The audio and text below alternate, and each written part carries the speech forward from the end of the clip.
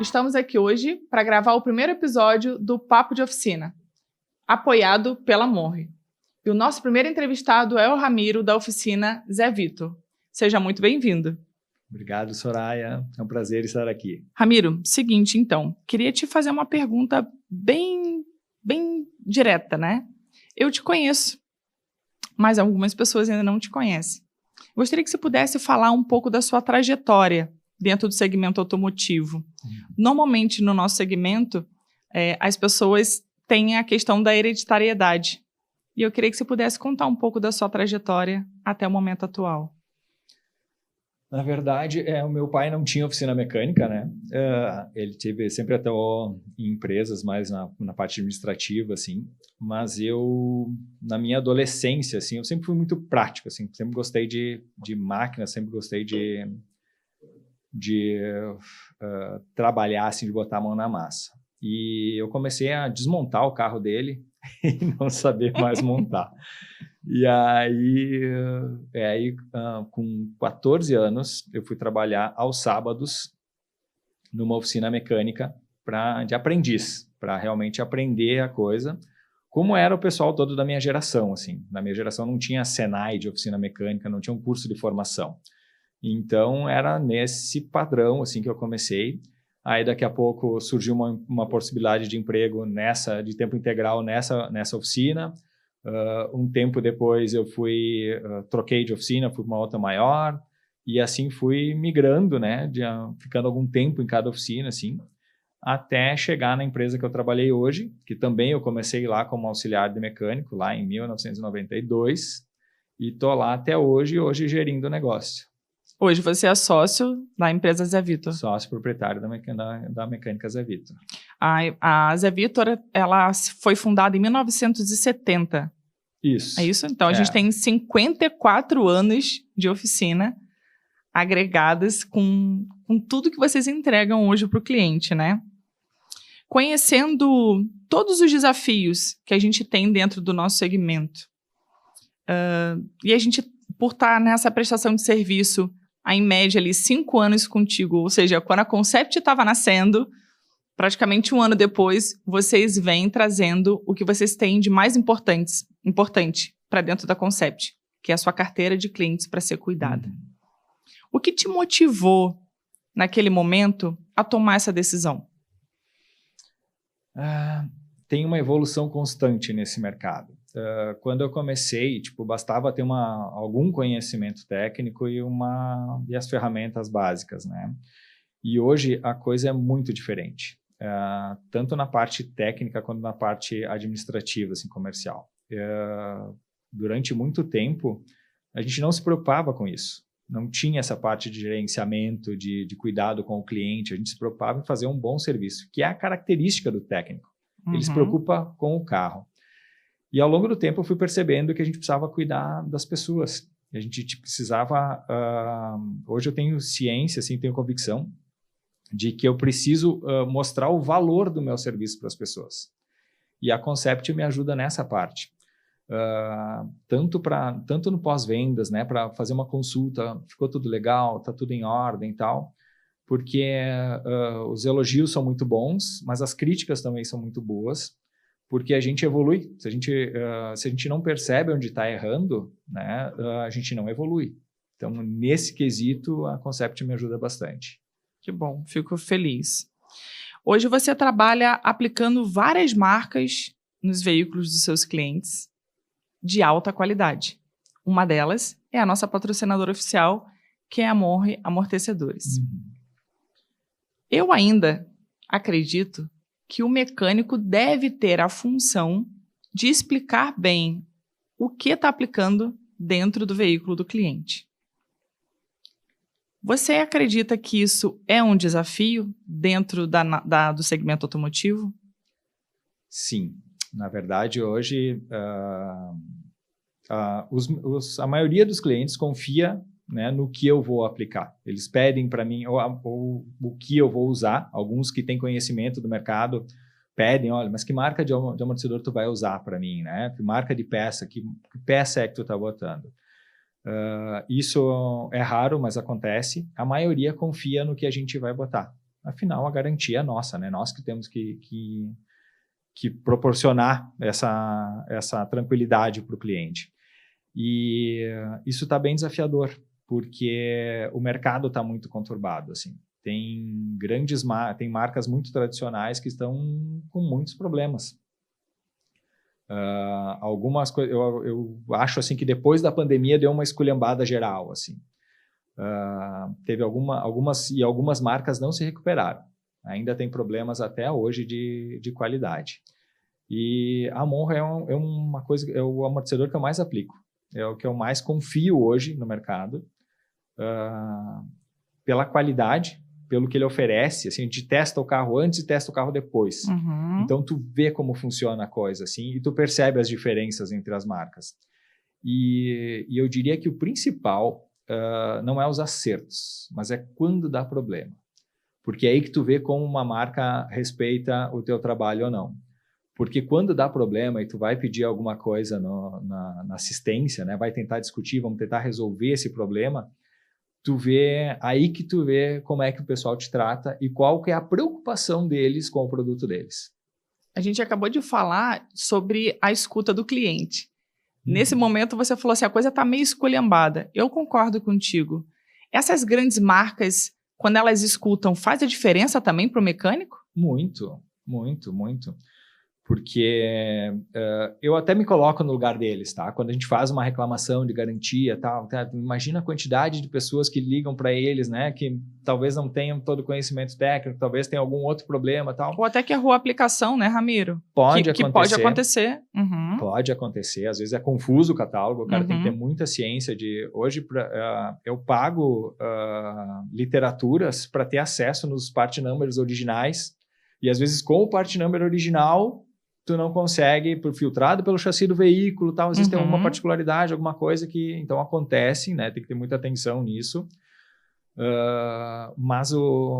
então, eu entendo o lado deles, né, de ter toda essa... Não é bom escutar coisas...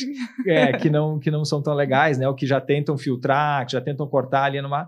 Mas quando tu mostra o teu conhecimento, quando tu tá falando com o técnico lá, se o técnico lá tem atenção por que ele está fazendo, né, e tu mostra, olha, cara, botei a peça certa, né, tive esse problema, tal. Quando tu mostra o teu nível técnico, o cara já começa a conversar contigo diferente.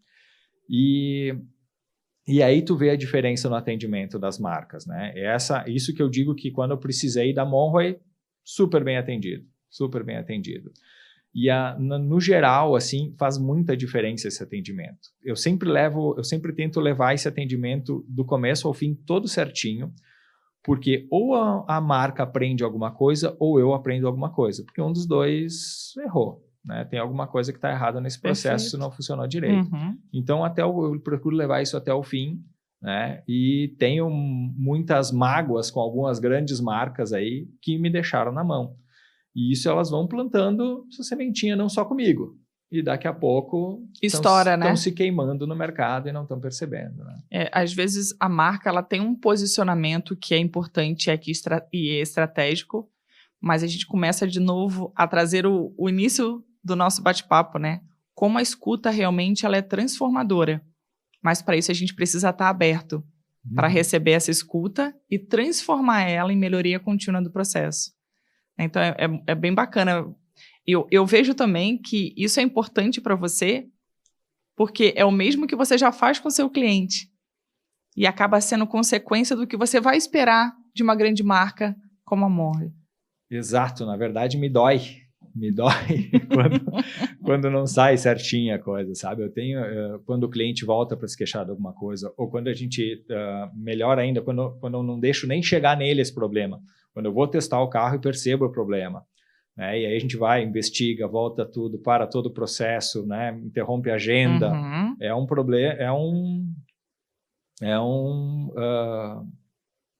pepino. Né? É um impacto direto, é um impacto né? direto ali, que aí tu já tinha aquela programação de serviço, aquele serviço não deu certo, tu tem que retroceder, tem que descobrir o que é que deu errado, e daqui a pouco tu determina que é a peça que está com problema, e aí então tu vai procurar assistência, tu vai ver o que é que aconteceu nesse processo. Então, isso me dói, E aí, porque eu não quero que isso aconteça, né? A gente não está lá para isso, a gente está trabalhando para o contrário disso. É verdade. E aí, quando tu não tem respaldo lá, quando tu não tem atendimento lá, né? Ou quando tipo, simplesmente te ignoram, né? Ou te mandam laudos, que nem já aconteceu para mim. Primeiro o cara me manda um laudo dizendo que a peça não é dele. Cara, se a peça não é dele, eu comprei uma peça falsa no distribuidor, eu vou para cima do distribuidor. Aí o distribuidor, não, cara, olha só, essa peça aqui é dele, eu vou te garantir. Uhum. E aí ele manda de novo, aí o cara me manda um laudo de novo. Tu vê, essa peça é minha, mas não tem problema. Pô, cara, como é que eu vou confiar em ti agora, entendeu? Primeiro, tu nem sabia se a peça era tua. É mais fácil ele falar, me passei aqui, né? Exato, como a gente diz no Rio Grande do Sul, né? Me passei e vou dar uma olhada no que está acontecendo. Então, já aconteceu isso comigo com grandes marcas. Já aconteceu isso comigo com grandes marcas e tive que arcar com o prejuízo do prejuízo, às vezes, em dose dupla, né? Tanto da peça, do carro do cliente e com o teu tempo, que também é preço, né? Claro, e principalmente com se queimar com o cliente, né? Com não cumprir o que tu prometeu. Daqui a pouco ter um prazo super estendido para entregar o carro, né? Deixar ele sem o carro por mais tempo. Imagina. Isso já aconteceu, e a gente sempre leva como experiência daí, né? Para tudo, para acrescentar, para não acontecer isso de novo. Claro, claro. E ainda existem mecânicos, né? Vamos falar assim, proprietários, donos de oficinas, que acabam não dando o valor para as marcas que são renomadas. E aí a gente precisa começar agora a fazer uma distinção, perto do que você está me dizendo, né?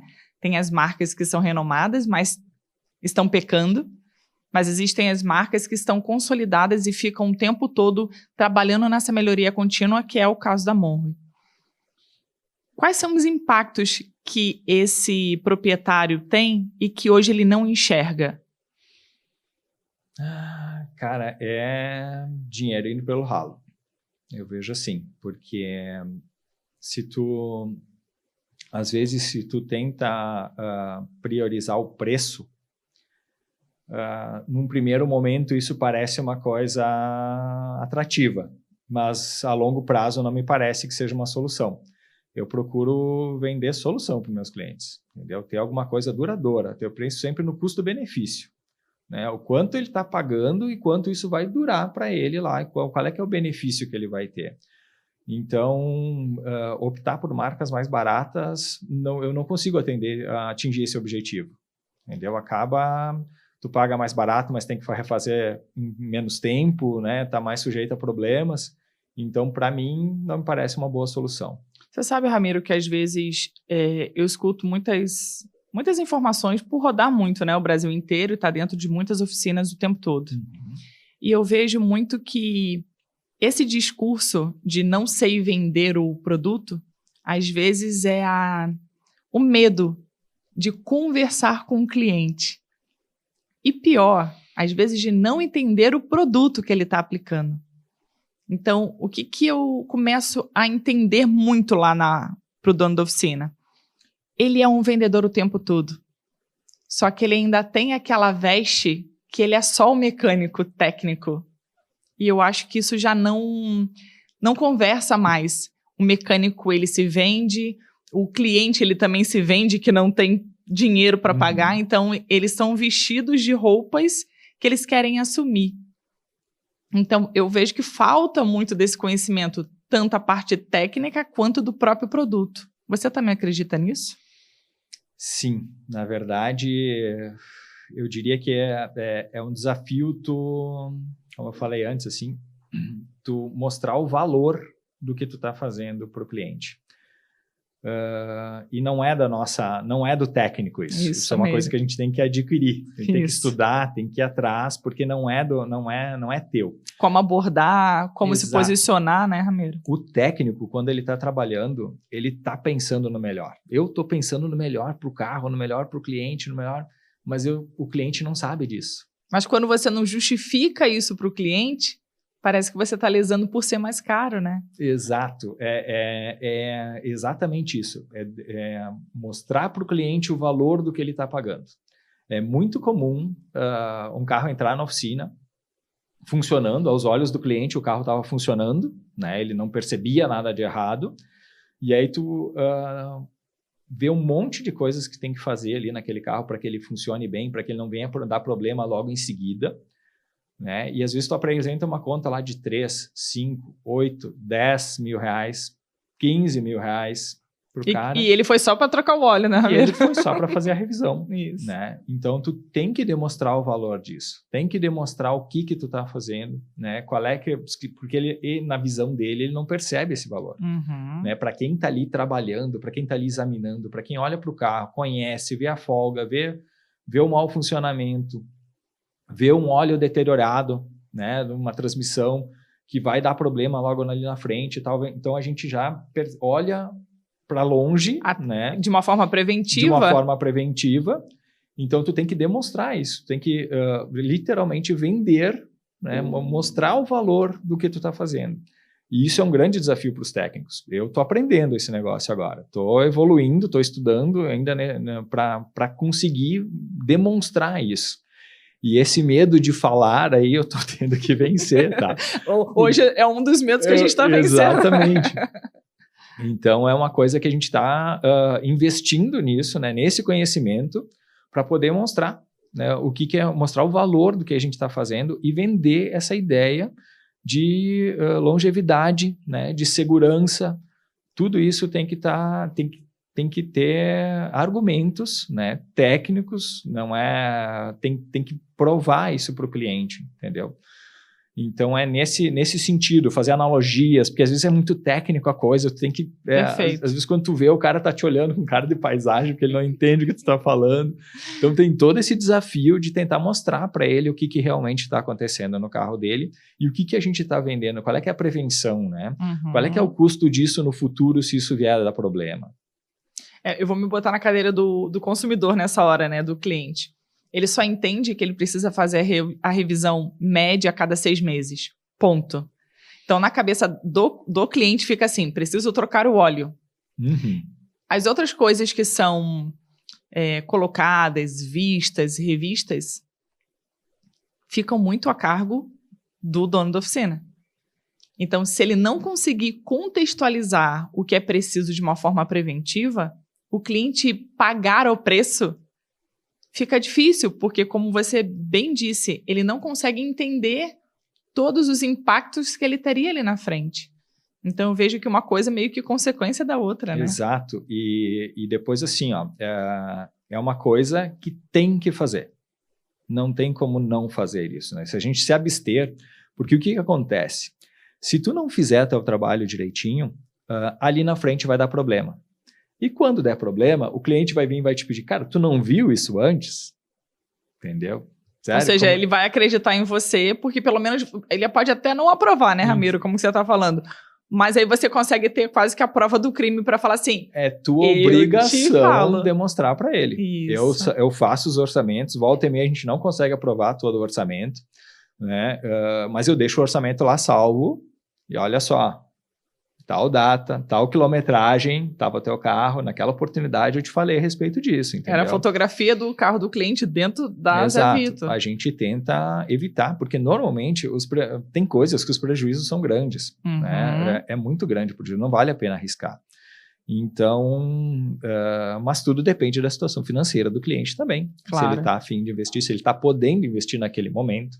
Então, quando tem essas soluções, olha só, isso é corretivo, vamos fazer já, isso é preventivo, a gente pode esperar alguns meses, tal, alguma coisa assim, também a gente tenta oferecer essa tranquilidade.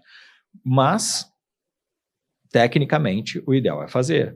Né? Então, a gente deixa isso bem claro para ele que a escolha é dele, que a minha obrigação é demonstrar para ele esse cenário todo, que a gente se apoia tecnicamente nos manuais de manutenção, né? Todo carro, quando sai de fábrica, do mais barato ao mais caro, tem todo um plano de manutenção, que a fábrica já rodou com esse carro há muito tempo e previu aquelas coisas, aquelas manutenções, mas esse plano é meio míope, porque a fábrica enxerga só o cliente dela, e o cliente dela é quem compra um carro zero, anda 2 anos e troca de carro.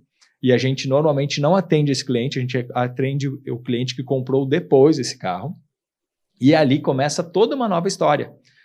Porque ao longo dos anos e dos quilômetros e da forma de uso desse carro, começa a mudar todo esse plano de manutenção. A gente vê que esse plano de manutenção que nasceu com o carro não é suficiente para manter ele pela vida toda. É como se o dono da oficina, o mecânico, ele estivesse construindo um novo manual de leitura dali para frente. Tem algumas correções a ser feitas e tu pode falar com qualquer técnico, ele vai te dizer, cara, olha só, trocar o óleo a cada 10 mil quilômetros como a fábrica recomenda, cara, lá no fundo, lá na frente vai dar problema. Vai dar problema. Eu comprei um Toyota Corolla, que se tu fala, é o carro mais resistente do mercado, com 60 mil quilômetros de uma cliente minha, tá? E ela trocava o óleo dentro do período que a montadora recomenda. E eu tive que abrir o motor desse Corolla, porque ele fazia uma fumaça descendo a serra, queimava um óleo violento, que enquanto o carro estava com ela, ela não percebia por causa do uso dela. E tipo, o motor estava travado, os anéis de pistão, por causa da carbonização, por não trocar o óleo no tempo adequado, que é menor tempo adequado do que os 10 mil. Menor do que o catálogo manda, recomenda para ele, entendeu? Usando o óleo correto, trocado com 60 mil quilômetros deu problema o carro, entendeu? Então, tipo, era só limpeza que precisava. Mas isso tudo poderia ter sido evitado se tivesse trocado o óleo a cada 5 mil quilômetros ou 10 ou 6 meses. Entendeu? Esse motor ia durar 200, 400 mil, que é o que ele é projetado para durar. Então, esses pormenores também estão mal explicados no manual do carro. Né? A fábrica tenta vender uma imagem de que o carro dela não dá problema. Só que, de novo, o cliente dela é aquele cara que compra o carro novo e anda 2 anos, 3 anos no máximo, vai lá e pega outro carro novo. Cai sempre para vocês, né? Então, esse problema a fábrica não enxerga. Ou na verdade, sim, a fábrica enxerga, tá? Ela não quer tratar, mas ela não quer tratar. Tá. Não é interessante comercialmente para ela tratar. É isso que acontece. Entendi. Bem, a gente entendendo hoje que a Mecânica Zé Vitor faz muitas coisas boas, sabemos dos desafios também, o quanto é a prestação de serviço. Que por mais que a gente queira que saia tudo redondinho, ainda assim existe alguma coisa que saia um pouco fora do lugar. No último relatório que nós batemos entre a Concept e a Zé Vitor, contigo, nós identificamos muitos clientes fãs dentro do seu relatório. Né? Então, a gente falou um monte de coisas de ruído, de comunicação, agora eu estou trazendo uma pauta que é tão importante. E a gente torna esse cliente fã, internamente junto com a Concept, quando esse cliente fala além da conta, de forma positiva, da Mecânica Zé Vitor. O que tem de tão especial nessas informações que trazem através do seu relatório? Primeiro que isso me enche de orgulho, assim, né? Porque, cara, a gente se esforça muito para isso acontecer. Toda a equipe lá, não é só o Ramiro, toda a equipe. Eu cobro muito a equipe a respeito disso também. Então, todo mundo se esforça pra caramba lá para que isso aconteça. E quando a gente tem um relato desse, me dá uma paz de espírito, assim, sabe, cara? Putz, beleza, a gente conseguiu atingir o objetivo, né? E então é extremamente gratificante isso, extremamente gratificante. O que eu fiquei mais feliz, quando a gente foi passar o relatório, eu vi que você começou a fazer um apontamento, falou, tô só anotando isso aqui. Ramiro, o que você vai fazer com essa informação? Eu vou dar retorno para todos os clientes, porque isso é importante, o cliente saber que eu tenho ciência que ele é um cliente fã da loja. E aí você falou mais. Eu faço questão de mandar uma mensagem pessoal para cada um deles. Isso, por outro lado, para nós, enquanto Concept, também nos enche de orgulho. Que por mais que a gente saiba que vocês não têm muito tempo, né, para olhar a gestão, a gente sabe que ela é essencial e vital para a oficina hoje funcionar.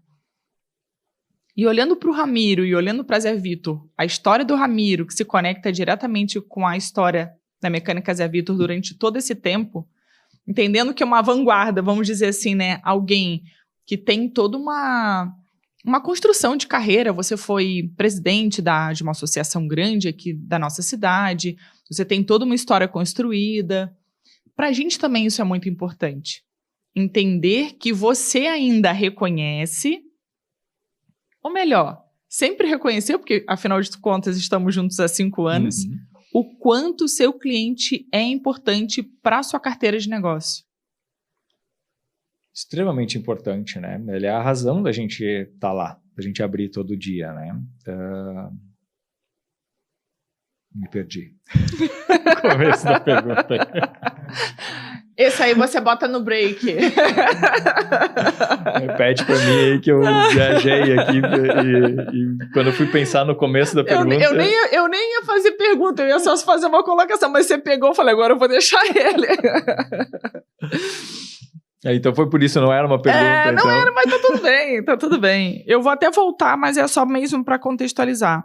Para nós, enquanto Concept, é muito importante saber que a história do Zé Vitor, a história da Mecânica Zé Vitor e a do Ramiro, elas se fundem, mas com um ponto em comum, que é essa satisfação do cliente. Ela é tão essencial e fundamental para a sustentabilidade da oficina. Então, eu preciso, de antemão, te agradecer também por esse reconhecimento. A gente também tem um time internamente que é hoje a extensão da sua oficina, e a gente também fica muito grato pelo teu reconhecimento junto à nossa prestação de serviço. Isso para a gente é muito importante. Muito obrigada. Bem, Ramiro, a gente sabe o quanto a gente está atravessando aqui no Rio Grande do Sul a questão da calamidade por essas chuvas, provocada pelas chuvas.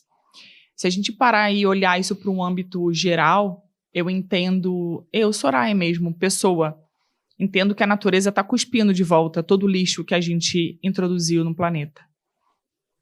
Já não sou mais mocinha, né? Mas entendo desde criança, tome banho mais curto, faça isso, não jogue lixo, separe isso.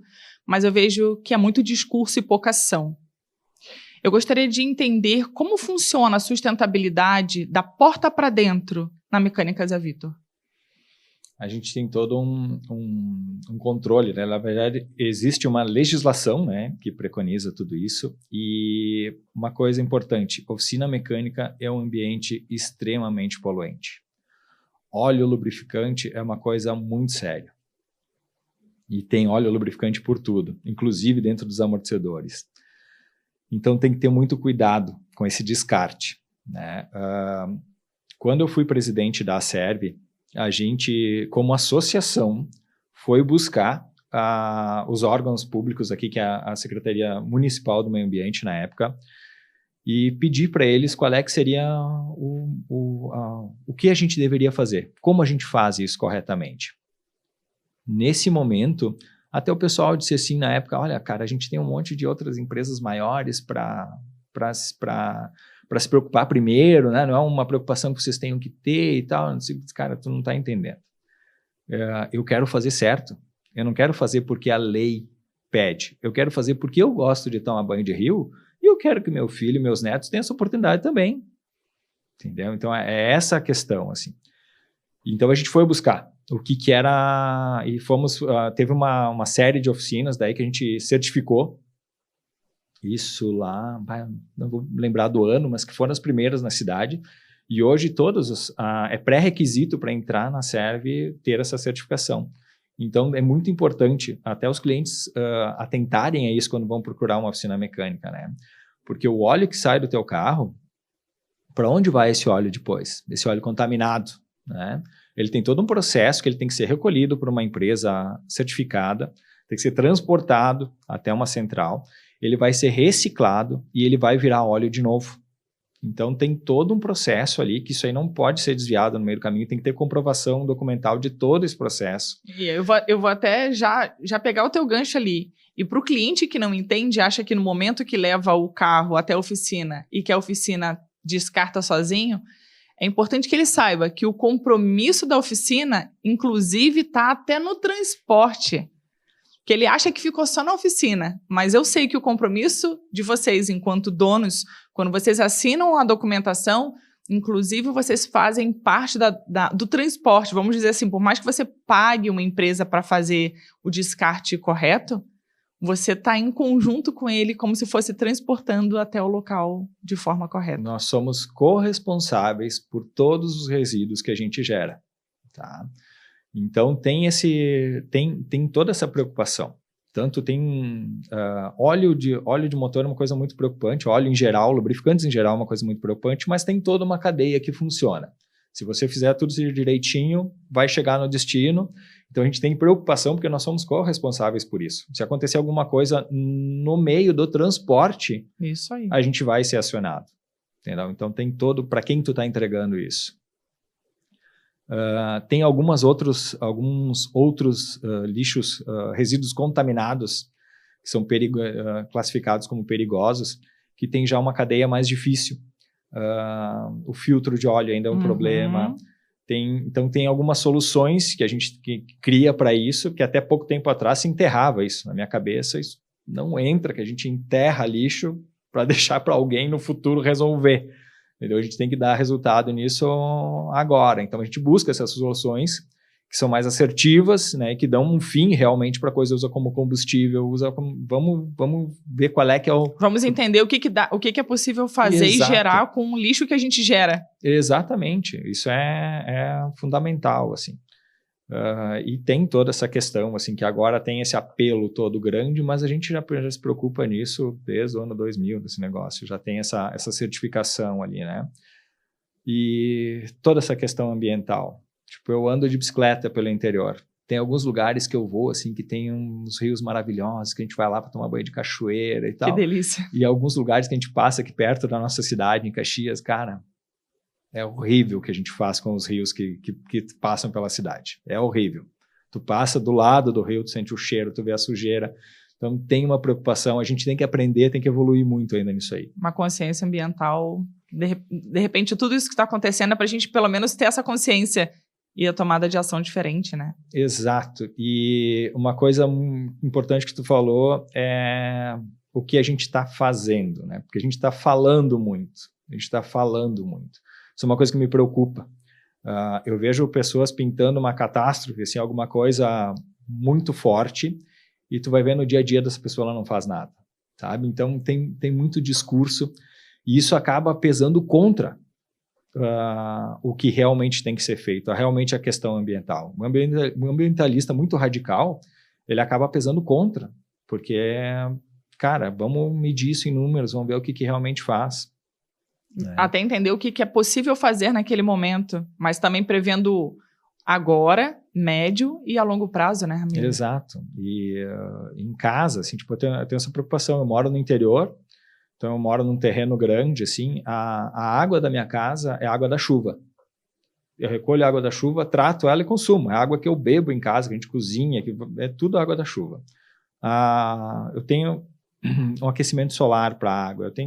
A gente se preocupa, 90% do meu terreno é permeável, entendeu? Então, essas coisas, tipo, não adianta falar, tem que fazer. É uma questão de consciência mesmo, né? Exato.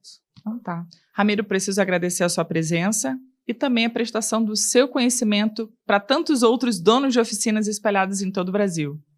Muito obrigado, Soraya. Foi um prazer estar aqui. Muito obrigado pelo convite, pela oportunidade. Agradecer a Monroe e a Concept. E estou à disposição. Quando precisar, é só me chamar. Me fala uma coisa aqui. Quem quiser saber mais sobre a Mecânica Zé Vitor, que eu sei que fica em Caxias do Sul, Rio Grande do Sul, como faz? A gente está instalado aqui no bairro Rio Branco, na rua João Paternoster. E nas redes, o nosso site é o mecanicazevitor.com.br. E no Instagram é o @ZéVitorMecânica. Tá bem, então. A gente vai ficando por aqui com o primeiro episódio, patrocinado pela Monroe, sobre o Papo de Oficina. Até a próxima.